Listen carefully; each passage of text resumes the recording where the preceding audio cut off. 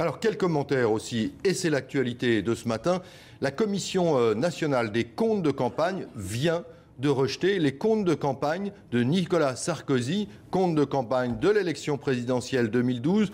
Trop de dépenses, le plafond de dépenses a été crevé. Quel est votre premier commentaire, Louis? Écoutez, je l'ai appris comme vous il y a quelques minutes. C'est extraordinaire parce qu'en plus de la Bérésina et des chicayas internes à l'UMP, de la dette du parti UMP, ils vont devoir en plus éponger, je crois que c'est 18 millions d'euros au total, ce qui est colossal.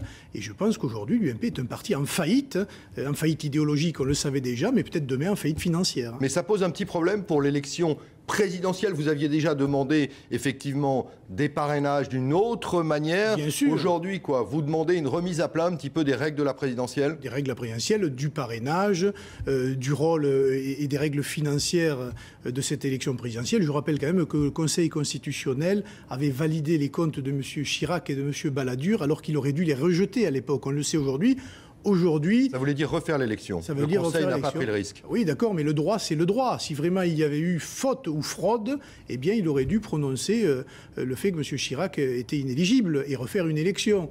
Là, le Conseil constitutionnel, évidemment, a pris une décision très importante qui aura des conséquences pour l'avenir et qui, je pense, devra imposer au pouvoir public de réfléchir effectivement aux règles de l'élection présidentielle.